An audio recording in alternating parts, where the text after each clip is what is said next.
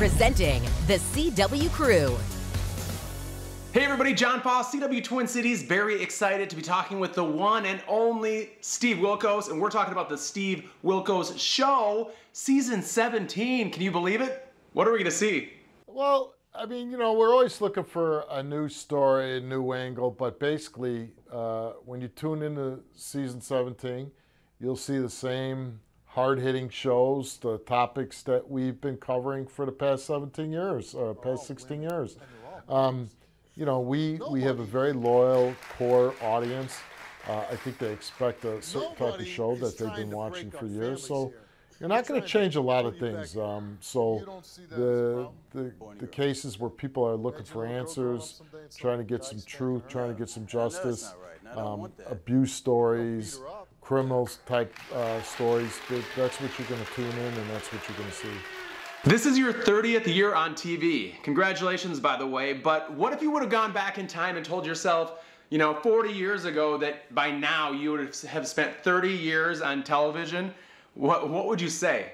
Well, I would have said you're crazy because, it's not something I ever wanted or tried out or even thought about.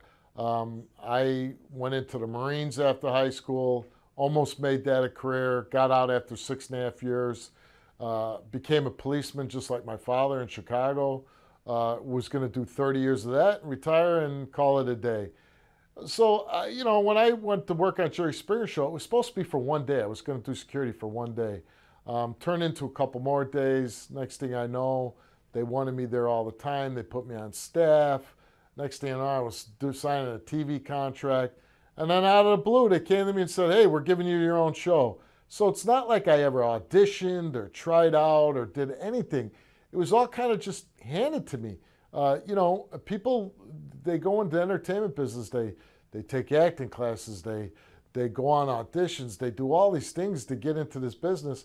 I never had to do any of that. So to me, it's amazing that, one, that I'm in this business, and two, that, how many people can say they've had a 30-year continuous run in TV with no interruptions. So it is kind of crazy that happened to me.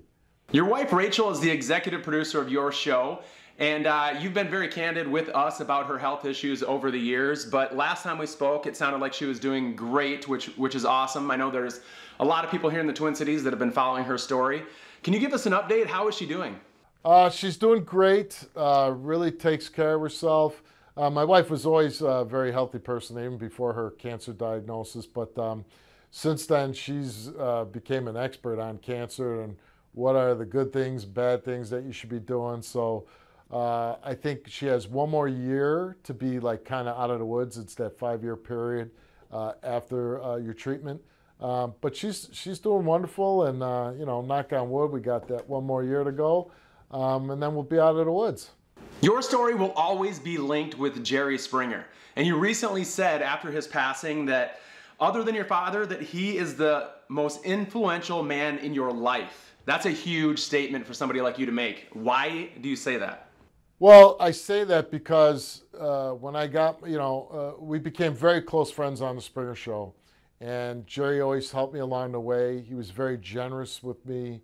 Generous financially, with his time, with his friendship, everything. The guy just was tremendous to me. And then when I got my own show, Jerry had, he really kind of walked me through things with agents and lawyers and dealing with the company, and just was a great mentor, and who truly cared about me, who truly wanted me to succeed. Not everybody roots for you, let's face it.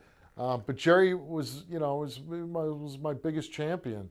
So, over the past 30 years, we became so close.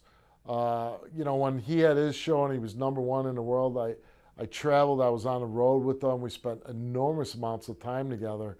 And just being around him, seeing how he was with being punctual, being on time, being ready, being prepared, the way he was with his fans, never saying no to a photo or an autograph, just being so gracious with everybody, never yelling at everybody. Can you imagine that, being a huge, huge star and never yelling at anybody, never losing your temper.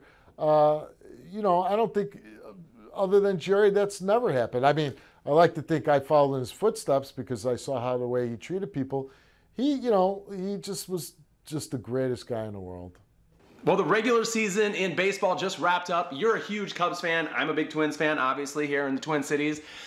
How do you think the Twins are going to do? Because they have not done so well recently in the postseason, and we're hoping for something different this time. But what do you think as the baseball expert? Well, I mean, I wish I could say Cubs, but I've always liked the Twins. I used to know a lot of guys that played for the Twins. I'm really rooting for the Twins. I just think my Cubs, they don't have the complete team yet. Listen, I hope they go far, but I am really going to be rooting for the Twins in the American League. All right, well, Steve Wilkos, thanks so much for being with us. And Twin Cities, make sure you watch it. It's the Steve Wilkos Show, Season 17, weekdays at 10 a.m. right here on the CW Twin Cities.